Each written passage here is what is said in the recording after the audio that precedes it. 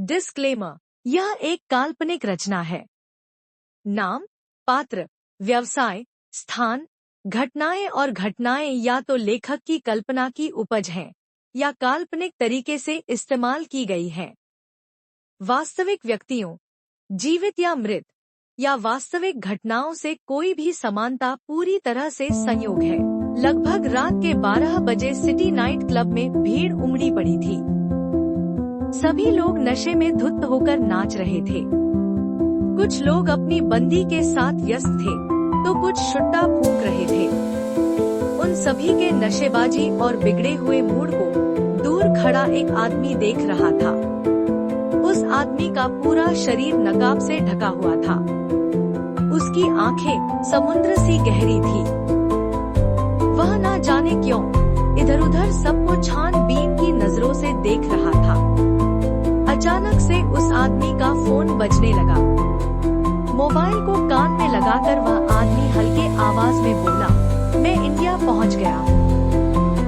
तुम जल्दी से उस आदमी का दूसरा फोटो भेजो जो मेरे डैड का मर्डर करना चाहता है। मैं दुनिया पलट कर रख दूंगा, लेकिन अपने डैड के ऊपर एक खरोच तक नहीं आने दूंगा। उस आदमी की बातें अधूरी रह गई जब एक लड़की नशे में धुत होने के कारण लड़खड़ाती हुई आई और उससे टकरा गई। उस लड़की के टकराने की वजह से उस आदमी का मोबाइल जमीन पर गिर गया। जब वह आदमी अपना मोबाइल उठाने के लिए झुका, तब वह लड़की अपनी जूती को उसके मोबाइल पर रख दी और नशे में हंसते हुए कहने लगी, अपना फोन चाहिए तुम्हें? नहीं मिलेगा। अगर अपना मोबाइल तुम्हें प्यारा है तो मेरे लिए चखना लेकर आओ। उस लड़की के साथ उसके कुछ फ्रेंड भी वहां आ गए। सभी नशे में ही थे। अपने दोस्तों के सामने वह लड़की बहुत स्मार्ट बन रही थी और अपनी जूती से उसके मोबाइल को जकड़ी हुई थी। उस आदमी की आंखें गुस्से से लाल हो गई और घूरकर उस लड़की को देखने लगे। उस लड़की को उसके गुस्से से जरा भी फर्क नहीं पड़ रहा था, क्योंकि वह नशे में थी। उस आदमी से उसका गुस्सा कंट्रोल नहीं हुआ और पास में रखे हुए ग्लास उठाकर उस लड़की के मुंह पर पानी उलेड़ दिया। अपना चेहरा पोंछते हुए वह लड़की होश में आई और अपना पैर पीछे करते हुए अपने दोस्तों को देखने लगी। पहले तो ऑकवर्ड फील करने लगी, फिर गुस्से में उस आदमी से बोली, हाउ डेयर यू? तुम्हारी हिम्मत कैसे हुई मेरे साथ ऐसा करने की? तुम्हें पता भी है मैं कौन हूँ?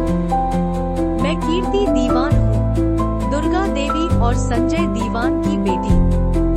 DD fashion group of industry की इकलौती वारिश हूँ मैं। इस शहर के जाने माने बिजनेस वुमेन की बेटी हूँ मैं। चाहूँ ना तो एक सेकंड में तुम्हारी औकात दिखा दूँ। कीर्ति की बातों को अनसुना करके वो आदमी अपना फोन उठाने लगा। फोन उठाते हुए कीर्ति ने उसके गर्दन पर ध्यान दिया, जहां कैपिटल एस अल्फाबेट का टैटू बनाया हुआ था। वो अपना मोबाइल उठाया और वहां से जाने लगा। उसे जाते हुए देख कीर्ति ने गुस्से में चिल्लाया, इसकी अकड़ तो देखो, बिना मेरे बातों का जवाब दिए जा रहा है। आई स्वेयर, जिस दिन भी तुम मुझे दोबारा मिल गए, इतना जलील करूंगी कि तुम्हें मेरे पैरों पर गिरकर माफी मांगनी पड़ेगी। आज मैं तुम सब से प्रॉमिस करती हूँ, जब तक इससे अपनी जूती ना साफ करवाई, तब तक मैं कोई भी न्यू बॉयफ्रेंड नहीं बनाऊंगी। कीर्ति गुस्से में उस क्लब से निकलते हुए बोली, मैं घर जा रही हूँ फ्रेंड्स, तुम सब एंजॉय करो। मेरा मूड का उस अकड़ू ने हलवा बना दिया। I hate him। अगली सुबह लगभग 18 साल की एक खूबसूरत लड़की बेबी पिंक कलर से डेकोरेटेड बेड पर सो रही थी। वो कोई और नहीं, कीर्ति थी। गुलाब की पंखुड़ियों जैसे उसके कोमल होठ बहुत ही प्यारे लग रहे थे और वो नींद में ही बड़बड़ा रही थी, कोई लाइटर दो यार। उसके बेड पर बिखरे सामान और उसके पैरों में जूती देखकर ये समझा जा सकता था कि वो सोते वक्त शायद होश में नहीं थी। और हाँ, उसने पार्टी वाली ड्रेस भी पहन रखी थी।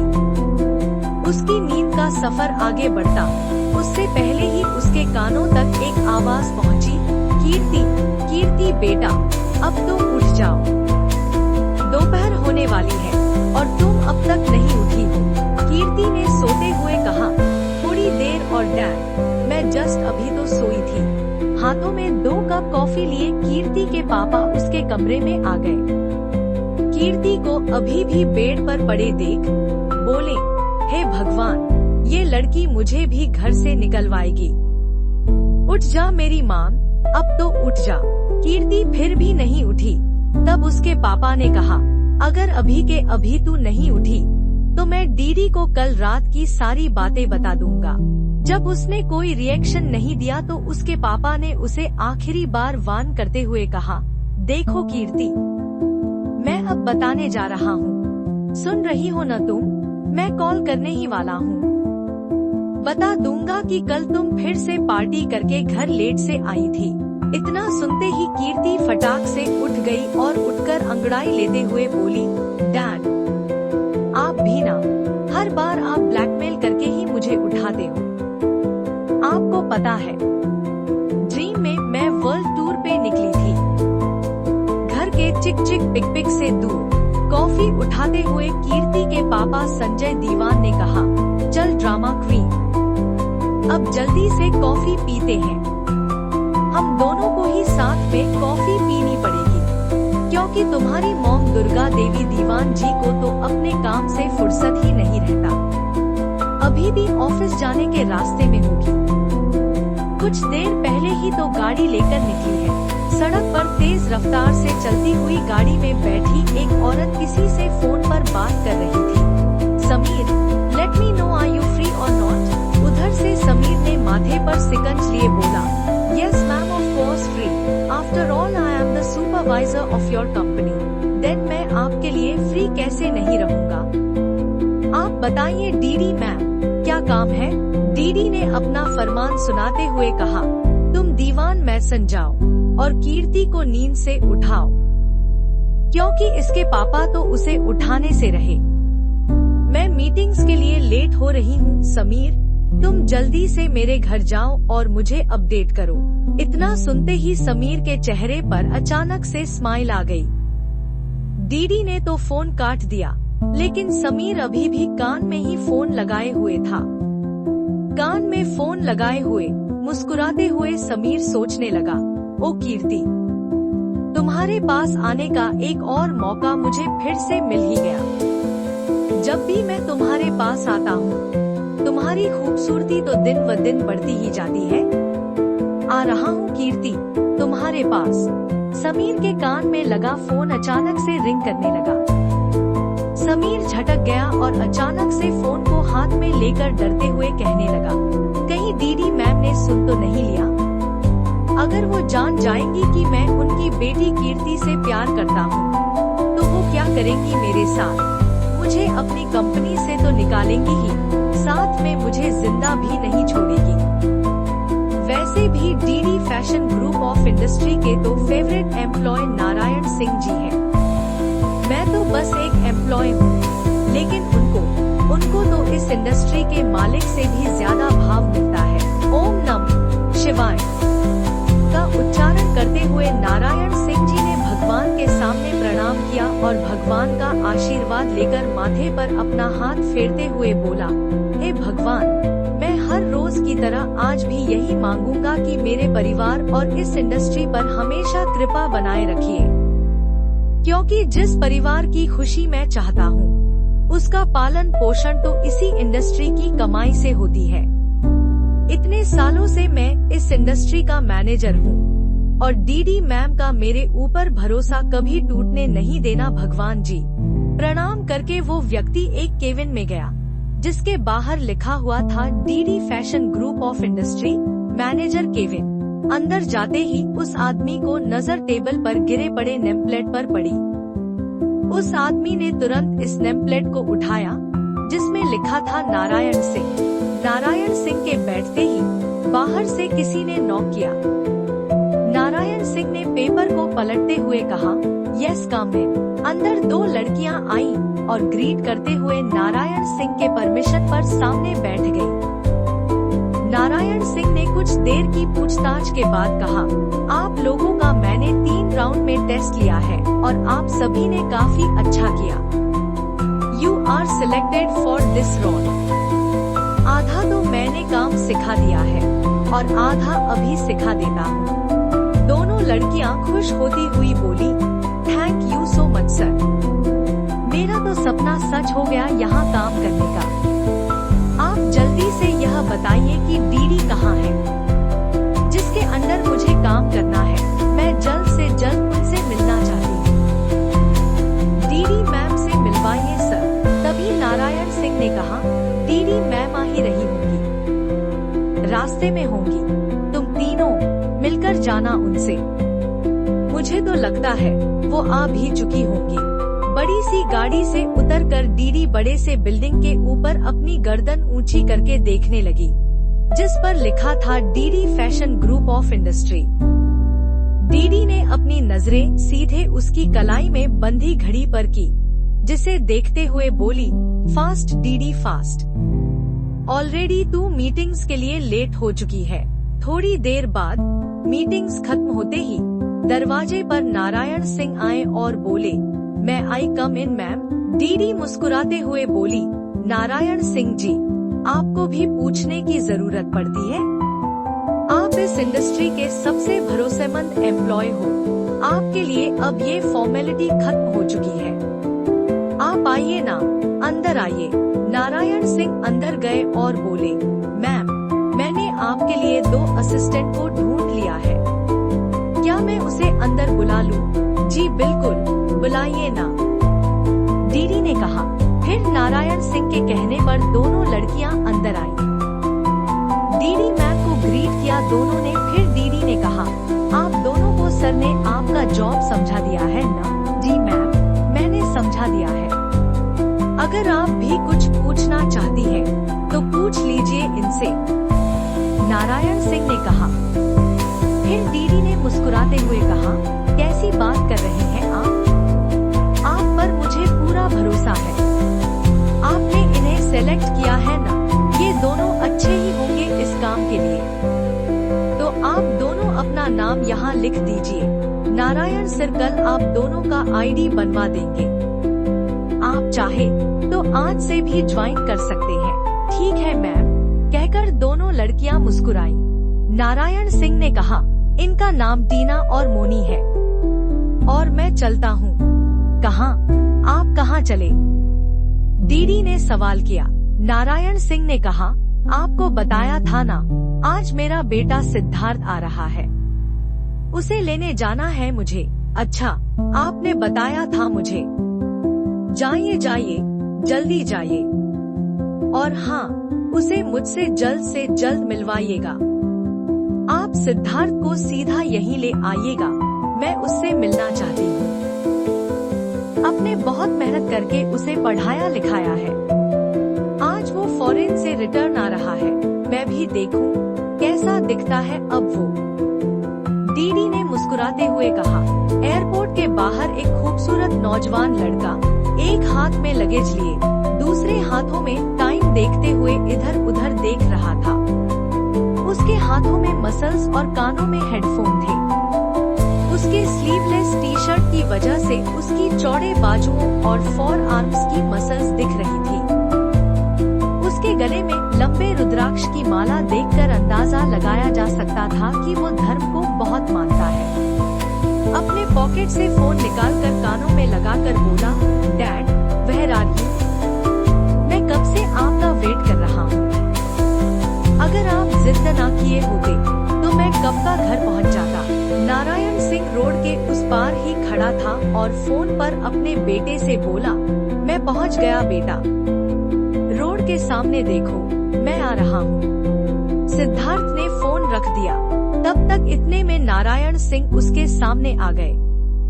सिद्धार्थ ने झुककर अपने पापा के पैर छुए और उसके पीठ पर हाथ रख दिए। जैसे ही सिद्धार्थ उठा, उसके गालों को सहलाते हुए नारायण सिंह की आंखें भर आईं। नारायण सिंह कभी उसके गालों को छूता तो कभी उसके बाजुओं को। नारायण सिंह इमोशनल हो गए। सिद्धार्थ ने कहा, चलिए डैड, मैं ठीक हूँ, आप चलिए घर, तुम यहीं रुको, मैं उस साइड से गाड़ी करके आता हूँ। नारायण सिंह ने कहा, डैड, मैं कैब बुला लेता हूँ ना। सिद्धार्थ ने कहा। उसकी एक न सुनते हुए नारायण सिंह वहाँ से जाने लगे और जाते जाते बोले, बस 2 मिनट, अभी तुम्हारे पापा जिंदा है, तुम्हें कोई भी टेंशन लेने की जरूरत नहीं है। नारायण सिंह रोड के उस पार चले गए और गाड़ी वालों से बात करके इशारों से सिद्धार्थ को कहा, मैं आ रहा हूँ। सिद्धार्थ खुशी खुशी वेट कर रहा था और मन में सोच रहा था, डैड इतने खुश हैं, तो मॉम कितनी खुश होगी। इतने में रोड क्रॉस करते हुए नारायण सिंह को एक गाड़ी वाले ने मार दिया। अपनी आंखों के सामने सिद्धार्थ ने अपने पापा को दूर गिरते हुए चीख पड़ी, डैड। सिद्धार्थ दौड़कर अपने पापा के पास जाने लगा। नारायण सिंह जख्मी हालत में खून से लथपथ गिरे पड़े थे। सिद्धार्थ वहां पहुंचकर अपने पापा को उठाने लगा और चीखते हुए बोला, पापा, ये कैसे हो गया? आप टेंशन मत लीजिए, आपको कुछ नहीं हो सकता। नारायण सिंह बहुत ही ज्यादा जख्मी हालत में गिरे पड़े थे। सिद्धार्थ अपने पापा को गोद में बिठाकर रोने लगा और उनके माथे पर लगे खून को छूते हुए कहने लगा, डैड, आपके साथ कैसे हो गया? मैं आपको बोल रहा था कि मैं कैब मंगवा लेता हूँ, लेकिन फिर भी आप जिद करके यहाँ आ गए। लेकिन डोंट वरी डैड, आपको कुछ नहीं होने दूंगा मैं।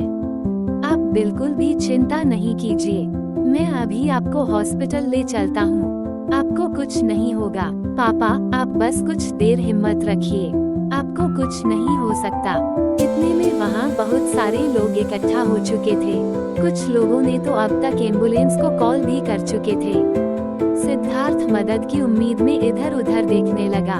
एम्बुलेंस के आते ही सिद्धार्थ ने अपने पापा को उठाया और एम्बुलेंस के अंदर बैठ गया। जिस जगह से नारायण सिंह को उठाया, उस जगह पर खून की धारा चली हुई थी। एम्बुलेंस के खुलते ही वहाँ खड़े कुछ लोग आपस में बातें करने लगे। जिस हिसाब से ये एक्सीडेंट हुआ, ये कोई साधारण एक्सीडेंट नहीं है। हमें तो लगता है जरूर किसी ने जानबूझकर इस आदमी को उड़ा दिया, क्योंकि उस आदमी को मैं काफी देर से देख रहा था। बस सभी गाड़ी वालों से कहीं जाने के लिए बात कर रहा था और रोड क्रॉस करते वक्त में उसने बहुत बार इधर उधर देखा, लेकिन फिर भी पता नहीं कहां से वो गाड़ी आ गया। दीवान मैनसन में समीर आया और हॉल में खड़े होकर इधर उधर देखते हुए कहने लगा, कीर्ति मैम, संजय सर, आप किधर हो? सर मैं समीर, आप लोग कहाँ हो? डीडी मैम ने मुझे भेजा है। समीर की आवाज सुनकर संजय दीवान कीर्ति के कमरे से बाहर निकले और बोले, हाँ पता है मुझे, कीर्ति को जगाने के लिए डीडी ने भेजा होगा। बट डोंट वरी, अभी कीर्ति के पापा जिंदा हैं। मैंने अपनी बेटी को जगा दिया है। अब तुम जाओ और डीडी का दूसरा काम करो। और हाँ, डीडी को बता देना कि कीर्ति की चिंता करने के लिए अभी मैं काफी हूँ, वो बस अपने इंडस्ट्री पर ध्यान दे। समीर की नजरें अब भी कीर्ति को ढूंढ रही थी। संजय के सामने समीर कुछ कह नहीं पाया, लेकिन वो वहाँ से जा भी नहीं रहा था, क्योंकि कहीं न कहीं समीर के मन में उम्मीद था कि कीर्ति जरूर आएगी। जैसे ही संजय ने कहा, अब जाओ समीर बेटा, वैसे ही कीर्ति बाहर निकली और समीर से कहा, समीर सुन ना, आज मेरे कॉलेज में एनुअल फंक्शन है, क्या तू मुझे ड्रॉप कर देगा? तुझे आखिर मॉम ने मेरे लिए ही तो जॉब पर रखा है। हर पल मेरी निगरानी जहाँ जाऊँ वहाँ तुझे भेज देती हैं, तो आज भी चल ले। समीर धीरे से कहा, लेकिन कीर्ति मैम, आप तो ड्राइव कर लेती हो ना? कीर्ति अपने बालों का जुड़ा बनाते हुए बोली, ओहे डफर, मैं तेरी कोई मैम वैम नहीं हूँ, मैं तुम्हारी ड्यूटी हूँ और अपनी ड्यूटी पर ध्यान दे, बाकी सब फॉर्मेलिटी मेरी मॉम के सामने करना। दोनों की बातें सुनकर संजय वहाँ से जाने लगे और धीरे से बोले, समीर बेचारा, दोनों के बीच फांस चुका है। सिटी हॉस्पिटल में नारायण सिंह को एडमिट किया गया। सिद्धार्थ चिंतित भाव से ओटी के बाहर खड़े होकर खिड़की से अपने पापा को देख रहा था। इतने में एक रोती हुई औरत आई और सिद्धार्थ के सीने से लग गई। सिद्धार्थ भी उस औरत को बड़े ही नम्रता से जकड़ लिया और माँ माँ कहकर रोने लगा। सिद्धार्थ की माँ ने सिसकी लेते हुए पूछा, ये कैसे हो गया बेटा? मैं तो तुम्हारा घर पर इंतजार कर रही थी और यहाँ तेरे पापा मेरा इंतजार कर रहे हैं। कहाँ है तेरे पापा? कैसे हैं वो? ठीक तो हो जाएंगे ना? बताओ ना सिद्धार्थ, कैसे हुआ ये सब? सिद्धार्थ अपनी आंखें पोंछा और अपनी माँ को बताने लगा कि कैसे कैसे ये एक्सीडेंट हुआ। सारी बातें जानकर सिद्धार्थ की माँ नारायण सिंह के सामने खिड़की के पास गई और आंखें भरी हुई भाव से कही, मुझसे कहीं ज्यादा खुश थे आप अपने बेटे से मिलने के लिए, फिर क्यों आप हॉस्पिटल में पड़े हो? जल्दी से ठीक हो जाइए ना। सिद्धार्थ कितना चिंतित है आपके लिए। DD fashion group of industry में डीडी कुछ पेपर्स चेक कर रही थी। उसके सामने एक आदमी खड़ा था जो पेपर्स की तरफ देखते हुए बोला, मैम थोड़ी जल्दी कीजिए, इट्स अर्जेंट। डीडी गुस्से में उस आदमी की तरफ देखने लगी और बोली, अब मैं तुम्हारे कहने पर अपना काम करूं। मैं बिना जांच पड़ताल के एक पेपर्स भी आगे नहीं बढ़ाती हूं, सिवाय तब जब खुद नारायण सिंह जी वो पेपर्स लाए हो मेरे सामने। आज नारायण सिंह तो है नहीं, इसलिए तुम ये पेपर्स को आगे बढ़ाओगे। इतने में डीडी का फोन बजने लगा। डीडी फोन उठाकर बोली, hello, this is DD, owner of DD fashion group of industry, how can I help you? उधर से ऐसा कुछ जवाब आया जिससे डीडी की आंखें फटी की फटी रह गई। पेपर्स को बीच में ही छोड़कर डीडी उठ खड़ी हुई और अपना जरूरी का कुछ सामान लेकर जल्दी से वहां से निकल गई। सामने जो आदमी खड़ा था वो डीडी को देखते रह गया। सिटी हॉस्पिटल में डीडी भी पहुंच गई। डीडी ने सिद्धार्थ की मां के कंधे पर हाथ रखकर कहा, डोंट वरी, कुछ नहीं होगा नारायण सिंह जी को। अच्छे लोगों के साथ भगवान कभी बुरा नहीं करते। सिद्धार्थ की मां ने सिसकते हुए कहा, बुरा तो हो गया मैडम जी, मेरा बेटा इतने सालों बाद विदेश से आया है। कितने खुश थे हम सब, लेकिन पता नहीं हमारी खुशियों की नजर किसकी लग गई। मेरा बेटा कितना दुखी है अपने पापा को इस हालत में देखकर। कहते हुए सिद्धार्थ की मां की नजरें सिद्धार्थ की तरफ गई। डीडी ने भी सिद्धार्थ को एक नजर देखा और फिर उठकर सिद्धार्थ के पास जाने लगी। सिद्धार्थ अनजानों की तरह खड़ा रहा। सिद्धार्थ के पास पहुंचकर डीडी ने उसके गालों को सहलाया और कहा, अच्छा तो इतने बड़े हो गए तुमसे मिलने के लिए तुम्हारे पापा सच में बहुत खुश थे।